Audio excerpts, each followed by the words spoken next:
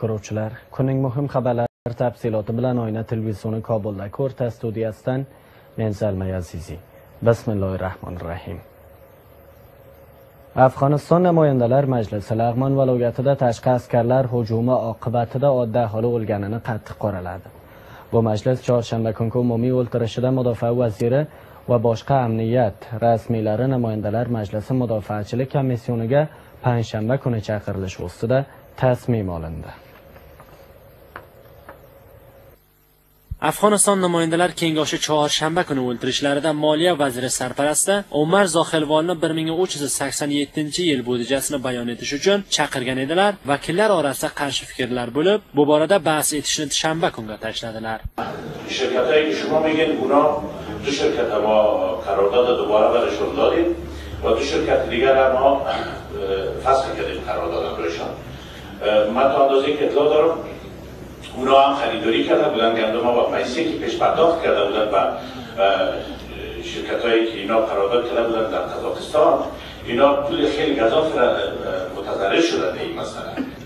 مشکلی که ما داشتیم این است که بخش اعظم بودجه انکشافی خارج بودجه اصلی می آمد و در وکلا هیچ تصمیم گرفتن نمیتونستن. مگر همین نبود. حالی که فرصت هست که سطح مصارف بودجه انکشافی از طریق بودجه دولت افغانستان که همین سال گذشته 1.2 میلیارد دلار بود و قراره که ما در مطبوعات حداقل می‌بینیم تعهدات وجود داره که به 3 میلیارد دلار برسه. معناش این است که وکلای محترم به عوض از اینکه بتوانند در مورد مصرف 1.2 میلیارد و برای مصرف 3 میلیارد دلار تصمیم گرفته بتوانند، ما نباید با سختگیری‌های خود کاری بکنیم که به عوض مجازات وزیرا ما شورا و ملت را مجازات بکنیم.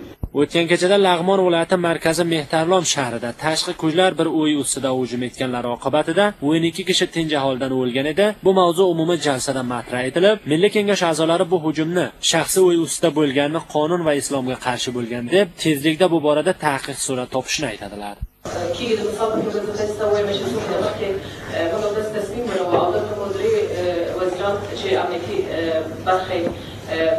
برخی پولیاره لیلی وزیر سبد دفاع وزیر سبد داخله و در امنیتی چهار مسئول مملکت پیزل سرز وقت وقت مگر پیزل سرز وقت ولی اداری حیات پیدی و نکل لاو پیزل سرز پولیاره نشمری دوی بیت من دوال خبر راپور او رپورت بعد نکر او من دوال دوبار چهمیشه وزیر ته معافیت ورگو او دام فرحت سکل دل تراوات شویره.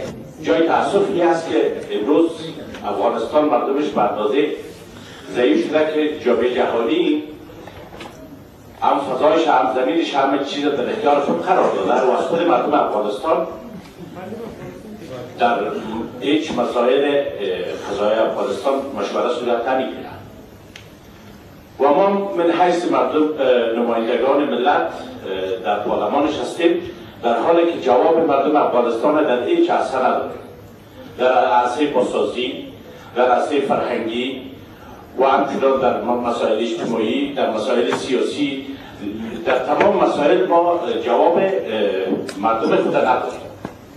Hamda ushbu vakillar Lag'mon viloyatida bir shaxsiy uyida tashqi kuchlar tomonidan hujum etilgani borasida xalq norozilik namoyishiga qo'l urib, oqibatda ulardan 3 kishi milliy o'rda askarlarining o'qotishlari oqibatida o'lgan edi. Jiddiy suratda taqiq boshlanishini aytganlar. برای مردم مزایده‌ای که او جنازه ها کشیدن، شهیدانشان افرادشان بود، او خیلی صورت میگیره و کسی را زخمی میشه و کسی را شهید میشه. این یک درد دیگر که در مردم لغمان دچار کرده. Namoyandalar kengashi a'zolari tashqi kuchlarning havoyi hujumlari oqibatida o'lgan tinch aholi borasida bahslari o'zalib, axirga Milliy kengash boshlig'i, mudofaa vaziri va boshqa amniyat mulozimlarini bu borada ma'lumot berish uchun panshanba kuni Milliy kengash mudofaachilik komissioniga chaqirilishini ta'kid etdi. Ayni holda namoyandalar majlisi bir qator asosi Afg'onistonda tinchlik ta'minlanishi uchun tashqi kuchlar ko'payishini samarasiz biladilar. Bu vakillar bayonotlariga ko'ra terrorizm barobarida kurashish strategiyasi bir bo'limi harbiy kuch iborish bo'lib, ammo Afg'oniston qiyinchiligi harbiy kuch iborish bilan hal bo'lmaydi. Ulusiy jirgada Badaxshon xalqi vakili Fawziya Kofi terrorizm qarshisida kurashishdagi strategiya bir bo'limi Afg'onistonda tinchlik ta'minlanishi uchun tashqi harbiy askarlarni iborish, biroq Afg'oniston qiyinchiligi harbiy kuch ko'payishi bilan hal etilmaydi deydi. و اینکه این نیروها چقدر مؤثر میتونن باشن، من فکر میکنم که در مبارزه با تروریسم ما یک مخلوط از تمام تلاش ها را نیاز داریم. هم تلاش های نظامی که ازدیاد نیروها جزء از تلاش ها است، هم تلاش های دیپلماتیک و سیاسی که بالای لانه های تروریسم و کشورهایی که تمویل میکنن و تجهیز میکنن و آموزش میتن برای تروریسم، خصوصا کشورهای منطقه، بالای از اونها فشار بیاره که متاسفانه در استراتژی جدید اوباما هم در این مورد تاکید زیاد صورت نگرفته و بیشتری از دید دستگاه به اصطلاح استخباراتی کشورهای منطقه و همسایه آماده شده این استراتژی. یعنی فعالیت های دیپلماتیک هم باید راه اندازی شود و در کنار از این حکومتداری سالم در خود دولت افغانستان هم، یعنی دولت افغانستان باید توانمندی و قدرت از این پیدا کنه که پروگرام های انکشافی، خدمات اجتماعی را به مردم افغانستان عرضه کنه، حاکمیت قانون تحقق ببخشه. اگر اعضای ناتو، قدرت‌های جهانی مانند ایالات متحده آمریکا تمام توان خود را متمرکز بکنند که شمار نظامیان خود را افزایش بدن، اما به دیگر زوایای این بحران توجه نداشته باشند، مشکل افغانستان حل نخواهد شد. افغانستان یک اداره کارآمد میخواهد، یک قاطعیت به جدیت در مبارزه با تروریسم به کار هست. اینکه تروریست را دستگیر بکنند و آزاد بکنند، مشکل تروریسم حل نخواهد شد. Aynı holda namoyandalar majlisi boshqa bir uzv Osiy Tarafat Afg'onistonga harbiy ko'p askarlarni eborish bo'limidagi Obama janoblari tasmimini o'lkadagi voqeiyatlar bilan mutobiqati bo'lmay, bu tasmimlar Afg'oniston tinchlik holatini bundan ko'ra og'ir etishini aytadi. حالا اون چیزی که ما در حقیقتش میخوایم، ما فکر میکنیم تنها تدوین استراتژی امنیتی بر افغانستان نمیتونه که کارا مفید واقع شود و در ضمن از امروز ازدیاد عساکر زمانی میتونه که مفید باشه که در مقابل از او ما واقعا پالیسی هایی را که تدوین میکنیم بر افغانستان تطابق با عینیت های افغانستان داشته باشه و جامعه افغانستان را بتونه به صورت درستش پوشش بده، که متاسفانه تا حال اکثرا استراتژی که در خارج از افغانستان ساخته شده هیچگاه مطابقت با عینیت جامعه افغانستان نداشته و ما دیدیم که ازدیاد عساکر هم بیشتر شکل یک جانبه بوده و این شکل یک جانبهش نتونسته که تامین کننده امنیت باشه و اوضاع وخیم‌تر از اون چیزی شده که انتظار میرفت. Bu namoyandalar esoratlariga ko'z qaratgan holda Afg'oniston hukumati bu mamlakatga boshqa 30 ming askar yuborish to'g'risida Amerika Birlashma Ayollatlari Jumhur raisi Barak Obama so'nggi tasmimidan orqadoshlik etib, bu holat yonboshida dunyo jamoatchiligi, ayniqsa Amerika Birlashma Ayollatlari bir strategik do'st o'rnida afg'on milliy kuchlar taqviya etilishida katta ko'mak etishini ma'lum qilgan. Boshqa 30 ming askar eborilishi bilan Afg'onistonda bu mamlakat harbiy kuchlari barisi raqami 100 ming kishiga yetadi.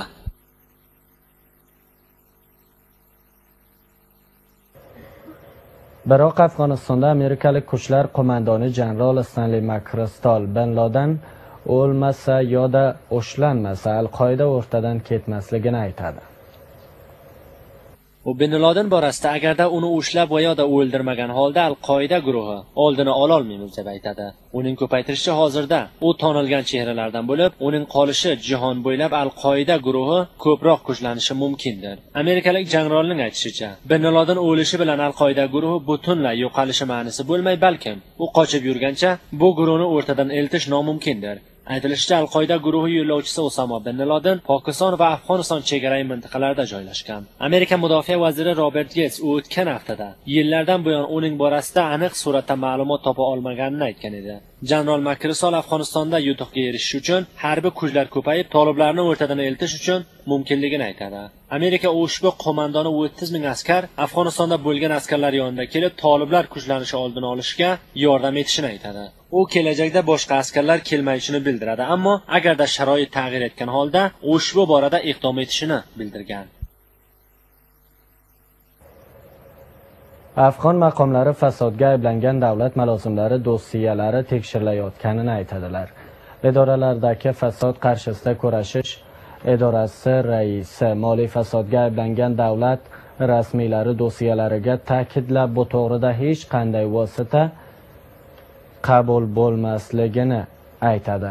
Holbuki Kobul shahardori Abdulahad Soyibi necha soat tergovga olingandan keyin ozod etildi. Foybar Nuriy rejasi ikkinchi marhalasi qarordodi Afg'oniston Mukhobarot vazirligi va bir eronlik xususiy shirkat orasida imzolandi. Mukhobarot vaziri Mirzai Sangin bu barnoma 12 million $87 ming xarajat ko'tarishini aytadi.